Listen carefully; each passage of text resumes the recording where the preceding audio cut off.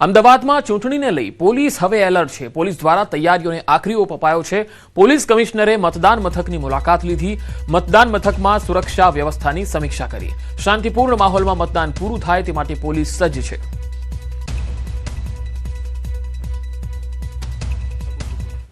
आज अपने अमुक अहमदाबाद शहर में जो चूंटनी अनुसंधाने अपने अमुक सेंसिटिव बूथों और बिल्डिंगों विजिट करी रहा छीए। एकंदरे जोईए तो अहमदाबाद शहर में खूब शांति थी लोगों अपना मतदान जो प्रचार है करी रहा है। कोई लॉ एंड ऑर्डरना पण कोई इश्यू नहीं, पण जे 26 एप्रिले जे इलेक्शन थवाना छे एनी पण अपने तरफथी पूरी तैयारीओ थई गई छे। अने जे पुलिस अने होमगार्ड जे टोटल अपने इलेक्शन में यूज करवाना छीए ए लगभग 8000 ની आसपास है। आ सिवाय 7 SRP ની કંપની પણ અહીંયા રહેશે અને એક પેરામિલિટરી ફોર્સ પણ આવી રહી છે। અમદાવાદના અસારવામાં કોંગ્રેસનો વિરોધ જોવા મળ્યો। ખડગેના ગુજરાતીઓ અંગેના નિવેદન મુદ્દે વિરોધ થયો। અસારવા પૂર્ણકુંજ સોસાયટી વિભાગ 2 માં કોંગ્રેસનો વિરોધ થયો। સોસાયટીમાં રહેતા રહીશે ખડગેને ગુજરાતીઓનું અપમાન કર્યા અંગે મુદ્દો પાડી અને વિરોધ કર્યો। કોંગ્રેસે 4 કાર્યકર્તાઓ સાથે મળીને સોસાયટીના લોકો સાથે જનસંપર્ક કર્યો હતો। તે સમયે તેમાં વિરોધ જોવા મળ્યો। साहब आपने गुजराती है ने है તમે કહો 24 થી આવી ગયા છો તમે ગુજરાતી છો બરોબર છે તો આપણા ખડગે સાહેબે ગુજરાતીઓને ગાળો છે ના બોલે કેરળમાં એમને માફી બી માંગી અરે માફી માંગેલા એક વાર હું તમને લાફો મારતો ભાઈ માફી માંગુ એનો કોઈ ગુજરાતીને ગાળ બોલવી ખોટી વસ્તુ છે કે નહીં। હું તમે માફી માંગવાની વાત કરો સાહેબ હું અત્યારે તમારા બધાની વચ્ચે તમને લાફો માર દઉં અને કહું સોરી મારો ભાઈ મારાથી ભૂલ થઈ ગઈ કે ચાલશે એના એનો જવાબ આલો પેલા ચાલશે નહીં ચાલે ને अरे पण सेना माटे तमे बोल्या શું કામ। વધુ માહિતી મેળવીએ સંવાદદાતા દીપિકા કુમાર મારી સાથે જોડાયા છે। દીપિકા, લોકોનો રોષ માત્ર એક સોસાયટી પૂરતો પણ હતો કે બીજા કોઈ વિસ્તારોમાં પણ આ જ પ્રકારે રોષ જોવા મળ્યો?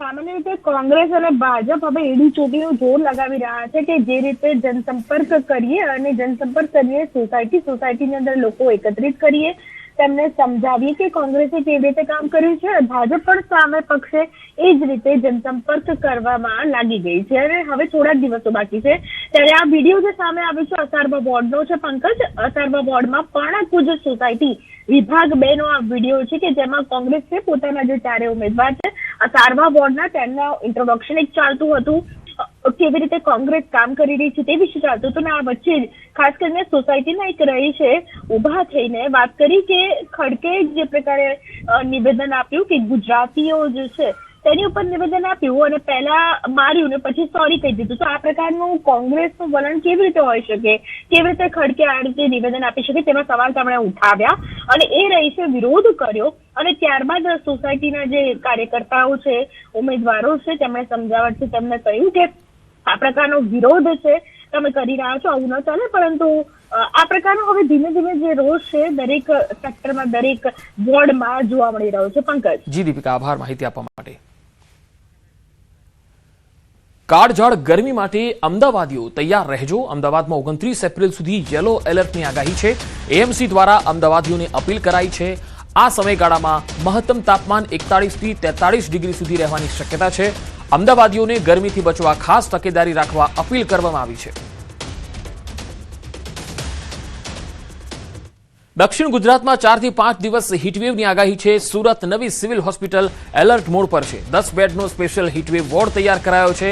આ વોર્ડમાં વેન્ટિલેટર સહિત ઇમરજન્સી સુવિધાઓ ઉપલબ્ધ છે। ઓપીડી અને ઇમરજન્સીમાં 15 થી વધુ કુલર મુકાયા છે। ડોક્ટર, નર્સિંગ સ્ટાફને સનસ્ટ્રોક માટે ખાસ ટ્રેનિંગ પણ અપાઈ છે। બપોરે 12 થી 3 નો ગો ઝોન એવી રીતે જાહેર કરાયો છે। બાળકો અને વૃદ્ધોને ખાસ સાવચેતી રાખવાની પણ સૂચના અપાઈ છે।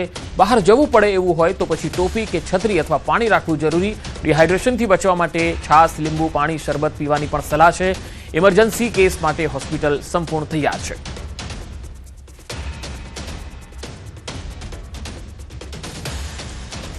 અને એક 10 બેડનો વોર્ડ પણ બનાવવામાં આવ્યો છે। ચોથા માળે કિડની બિલ્ડિંગમાં બનાવવામાં આવ્યો છે જ્યાં વેન્ટિલેટર સહિતની તમામ સુવિધાઓ ઉપલબ્ધ છે। વૃદ્ધો, બચ્ચાઓ અને પ્રેગ્નન્ટ લેડી આ સમય દરમિયાન બને ત્યાં સુધી બહાર ન નીકળે એવું સૂચન છે અને ખાસ કંઈક જરૂરિયાત હોય તો તે માથા પર ટોપી પહેરીને કે છત્રી રાખીને અથવા તો ભીનું કપડું મૂકીને બહાર નીકળે અને પોતાને શરીરને પૂરતું હાઇડ્રેશન મળી રહે એને માટે પાણી, છાશ, લીંબુ પાણી.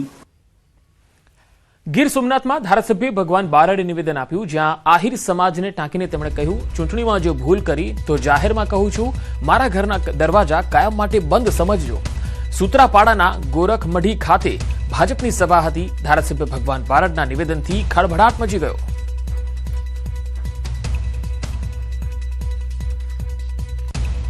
આહિર સમાજના મિત્રો અહીંયા બેઠા હોય એને વિનંતી કરું કે રખેને ભૂલ નહીં ખાઈ જતા.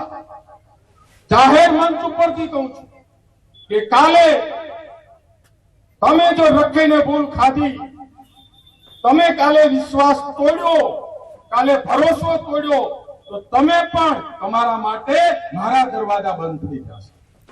સુરતમાં સ્થાનિક સ્વરાજ્યની ચૂંટણીને લઈને જોરશોરથી પ્રચાર થઈ રહ્યો છે, ત્યારે ભાજપના ઉમેદવાર ચંદ્રિકાબેનના પ્રચાર કાર્યક્રમમાં સ્થાનિક બેખૌફ પોતાની વેદનાઓ વ્યક્ત કરી.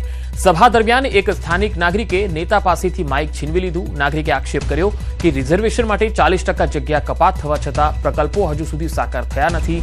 વધતી વસ્તી સામે સ્પોર્ટ્સ કોમ્પ્લેક્સ કે ગાર્ડન જેવી પ્રાથમિક સુવિધાઓનો અભાવ છે.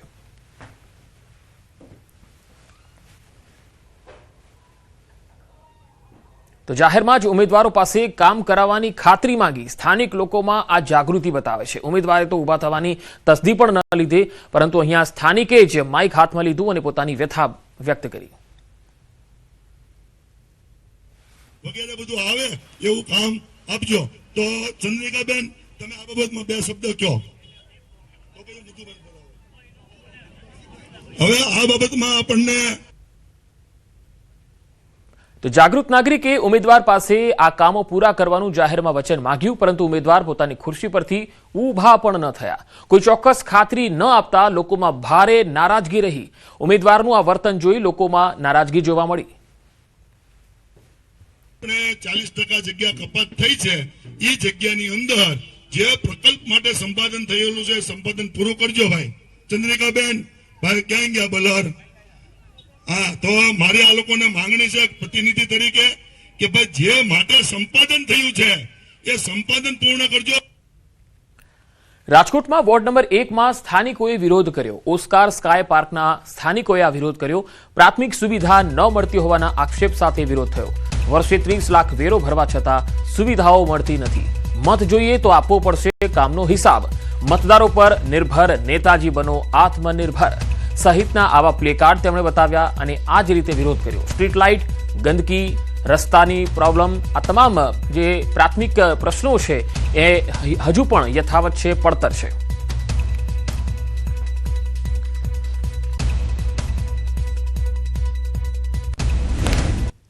મતદાનને હવે ગણતરીના દિવસો જ બાકી છે, ત્યારે આ બોર્ડ જો આ જે બેનર લાગેલું છે તે જો વોટ જોઈએ તો કામનો હિસાબ આપો, નહીતર સોસાયટીની બહારનો રસ્તો માપો, આવા અનેક બેનર છે તે આ જે ઓસ્કાર જે કોમ્પ્લેક્સ છે ત્યાં લાગ્યો છે. અહીંયા બહેનો છે, બહેનોના હાથમાં પણ અલગ અલગ જે છે પોસ્ટર જોવા મળી રહ્યા છે. અલગ અલગ જે છે તે પોસ્ટર દર્શાવીને વિરોધ કરી રહ્યા છે. બેન, આજે આપનો વિરોધ શું છે? અમારો વિરોધ તો ભાઈ કીધું, આ રોડ રસ્તા માટે વિરોધ છે, લાઇટ માટે વિરોધ છે, અને આ લુખા તત્વ જે છે એ અમારે 10 વાગે પછી લેડીઝોને નીકળવું હોય તો ઘણો બધો પ્રશ્ન થાય છે. તો અહીંથી લુખા તત્વનો પણ નાશ થવો જોઈએ. અમને કોઈ મત માટે બીજો કાંઈ વિરોધ નથી, પણ અમારો વિરોધ એ છે કે અમારું કાર્ય થવું જોઈએ. મોદીજી માટે અમને ઘણું બધું માન છે એવું નથી, પણ અમારું કામ નથી થતું ને એટલે અમે આ પ્રશ્ન ઉપાડ્યો છે, એનો હલ થવો જોઈએ. ખાસ કરીને તમે આમાં જે છે બેનર જે પોસ્ટર હાથમાં છે તેમાં લખ્યું છે કે 30 લાખ રૂપિયા જેટલો જે છે વેરો ભરો છો, આમ છતાં પણ સુવિધા નથી. કઈ કઈ સુવિધા? સફાઈની નથી, પાણીની બધી સુવિધામાં ફેર છે. લાઇટ વાળી તકલીફ છે. પાછળનો રસ્તો અમારે છે એમાં બહુ તકલીફ પડે છે. એમાં પણ ઘડીએ વળીએ એમ કહે છે કે અહીંથી નહીં ચાલવાનું, આથી નહીં ચાલવાનું, તો અમારે જવાનું કઈ રીતે? નેતાઓને તો પ્રવેશવા આપવામાં જ નહીં આવે, અને આ વખતે પણ ચૂંટણીનો અમે વિરોધ કરશું. અને જો હવે કાર્ય કરવામાં નહીં આવે તો દરેક વખતેની ચૂંટણીમાં અમારા આ 480 પરિવારનો વિરોધ રહેશે. એનો મતલબ એવું નથી અમે ભાજપ પરિવારના નથી, અમે ભાજપ પરિવારના જ છીએ, પણ અમારા કાર્ય ન થાય તેના માટેનો આ વિરોધ છે અમારો.